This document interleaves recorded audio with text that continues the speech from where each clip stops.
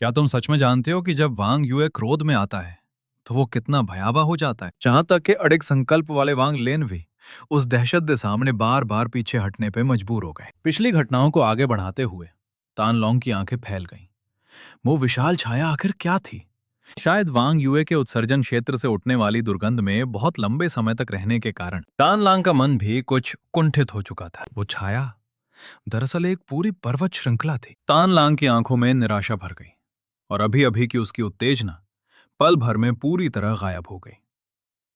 उधर वांग युए उस पर्वत श्रृंखला का आधा हिस्सा पहले ही निकल चुका था और उसकी धुंधली दृष्टि धीरे धीरे साफ होने लगी। उसे याद आया, यह कोई साधारण वस्तु नहीं थी, बल्कि उसके अपने अस्थि ढांचे से बनी हुई थी। जहां असहनीय पीड़ा उठ रही थी, वही स्थान उसके शरीर की हड्डियों का मूल था। उस क्षण अभूतपूर्व क्रोध और तीव्र वेदना एक साथ फूट पड़े और वांग युए पूरी तरह उन्मत्त हो उठा। प्राचीन देव की विरासत स्मृतियों में एक वाक्य था, एक ऐसा वाक्य जो वांग लिन के हृदय में गहराई से अंकित था। वांग युए का क्रोध प्राचीन देव की इच्छा के समान है। उस क्षण पूरा तारामंडल हिंसक रूप से कांप उठा। गर्जनाएं आकाश और धरती में गूंजने लगी और उनकी प्रतिध्वनि असंख्य तारकीय क्षेत्रों तक फैल गई, मानो पूरा ब्रह्मांड उस गहरे क्रोध की गूंज को सुन सकता था। वांग युए का विशाल शरीर अपनी मूल गोल आकृति से धीरे धीरे फैलने लगा और उसके भीतर से एक अकल्पनीय आभा बाहर रिसने लगी। वांग लिन प्रकाश की एक रेखा में बदल गया और बिना पीछे देखे भाग निकला। वांग युए ने उसे घूरते हुए प्राचीन देव की इच्छा से भरी गर्जना की। क्षण भर में उसने अपने मुंह से दर्जनों छोटे वांग युए बाहर उगल दिए, जिनकी लंबाई कई दर्जन फीट थी। तान लांग उनमें से एक था। जब उसने तारों भरे आकाश की ओर देखा, उसकी आंखों में उत्साह फिर से भड़क उठा। यह अनुभव अवर्णनीय था। उसी समय वांग लिन ने गहरी सांस ली, अमर सेठ पात्र निकाला जिसमें केवल थोड़ा सा शेष था और उसे एक ही बार में पी लिया। क्षण भर में चांदी जैसी अमर शक्ति उसके शरीर में उफान मारने लगी। भीषण पीड़ा और चक्कर को सहते हुए उसने अपना दाहिना हाथ उठाया और सामने उमड़ते वांग युए समूह की ओर संकेत किए। स्थिर शरीर तकनीक। उस क्षणिक ठहराव का लाभ उठाते हुए वांग लिन बिना पीछे देखे तेजी से दूर भाग गया, लेकिन स्थिर केवल छोटे वांग युए हुए। वांग युए का विशाल वास्तविक शरीर, जो पूरे सुजाकू ग्रह में परिवर्तित हो चुका था, पूरी तरह अप्रभावित रहा। एक ही झटके में उसने स्थिरता को तोड़ दिया। जैसे ही वो पास आया, तान लांग फिर से उस विशाल दरार में खिंच गया। तान लांग की आंखों में निराशा के साथ पागलपन उभरा। उसने अपनी जीभ काटी और रक्त की एक धार उस विशाल कड़ाही पर उगल दी।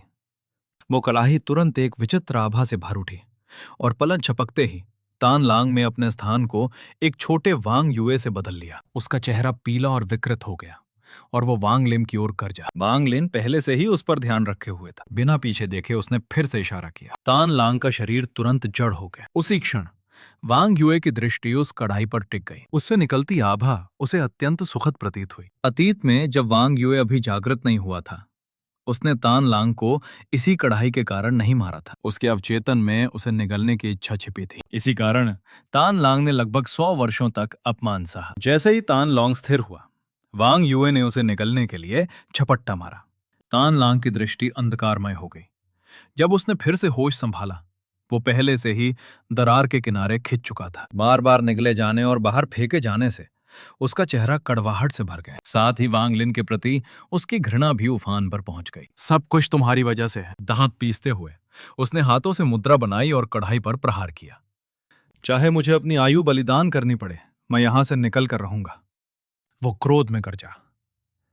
क्षण भर में कढ़ाई तेजी से फैलने लगी। उसी समय वांग युए का विशाल मुंह उस फैलती शक्ति से जबरन खुल गया। तान लांग ने अवसर का लाभ उठाया और बाहर की ओर भाग निकला, लेकिन उसी क्षण वांग युए ने फिर से मुंह खोला और उसके शरीर से निकले स्पर्शक तुरंत तान लांग की ओर लपके। ये देखकर तान लांग ने तुरंत एक विशाल पर्दा निकाला, हाथों से मुद्रा बनाकर उसे सक्रिय किया। क्षण भर में पर्वत और नदियों की शक्ति अंतरिक्ष में फूट पड़ी। वांग लिन के पैरों के नीचे का तारा कंपास धीमा पड़ गया। उसकी दृष्टि उस विशाल पर्दे पर टिक गई। वो वस्तु वो पहले देख चुका था। तब तान लांग ने कहा था कि उसे वास्तविक पर्वत नदी चित्र नहीं मिला, लेकिन उसका प्रतिबिंब मिला। वांग युए की आंखें ठंडी हो गईं और उनमें विचित्र चिन्ह चमक उठे। जैसे ही वे सक्रिय हुए, उसके सामने सैकड़ों फीट लंबी एक विशाल उंगली प्रकट हुई। यद्यपि वो भ्रम थी, परंतु वो असाधारण रूप से वास्तविक प्रतीत हो रही थी। वांग युए का क्रोध प्राचीन देव की इच्छा के समान है। अब वांग लिन ने इस वाक्य का वास्तविक अर्थ पूरी तरह समझ लिया। वो उंगली मानो स्वयं स्वर्गीय मार्ग द्वारा रची गई हो, जो आकाश और पृथ्वी का स्थान ले सकती थी। वो धीरे धीरे नीचे उतरे। उस क्षण वांग लिन को ऐसा लगा मानो उसकी आत्मा शरीर से बाहर निकलने वाली है। तान लांग, जो सबसे निकट था, इसे 100 गुना अधिक तीव्रता से महसूस कर रहा था। बिना झिझक वो पीछे हटा और सीधे पर्वत नदी चित्र में प्रवेश कर गया। उसी क्षण प्राचीन देव की इच्छा उतर आई। दरार की आवाज गूंजी और पर्वत नदी दृश्य टूट गया। तान लांग ने आत्मा रक्त उगला। उसका शरीर कांप उठा और वो लगभग गिर पड़ा। लेकिन वो इच्छा रुकी नहीं। वो लगातार उस पर दबाव बनाती रही। मांग लिन की आंखों में चमक उभरी। उसने देखा कि वो पर्दा टूटने के बावजूद अभी भी सक्रिय था। जैसे ही उंगली तान लांग का पीछा कर रही थी, वांग लिन तुरंत उसके पास पहुंचा। इस समय तान लॉन्ग के पास कुछ सोचने का समय नहीं था, लेकिन उसी क्षण वो उंगली अचानक मुड़ी और वांग लिन की ओर केंद्रित हो गई। बिना झिझक वांग लिन ने तान लांग की ओर इशारा किया। तान लांग का शरीर एक क्षण के लिए रुक गया। उसने मन ही मन वांग लिन को पागलों की तरह कोसा। यही क्षण पर्याप्त था। वांग लिन ने अवसर का लाभ उठाया, पर्दे को अपने भंडारण में रखा और तुरंत पीछे हट गया। तान लांग का चेहरा अमृत समान पीला हो गया। उसी क्षण उसने 5 रत्नों से जड़ा एक स्वर्ण मुकुट निकाला। 5 तत्वों की शक्ति तुरंत उसे घेरने लगी। उसने बिना देर किए वो मुकुट पहन लिया। क्षण भर में स्वर्ण प्रकाश विस्फोटित हुआ और एक विशाल छाया प्रकट हुई। उसका चेहरा स्पष्ट नहीं था, लेकिन वो ड्रैगन वस्त्र पहने हुए था जो तान लांग को ढक रहा था।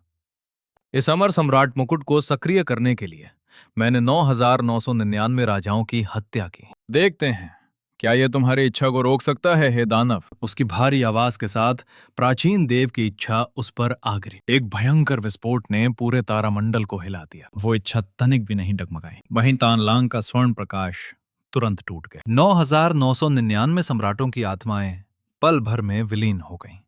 मुकुट भी उसके सिर से गिरकर दूर जा गिरा। अजीब बात यह थी कि उस पर कोई दरार तक नहीं आई।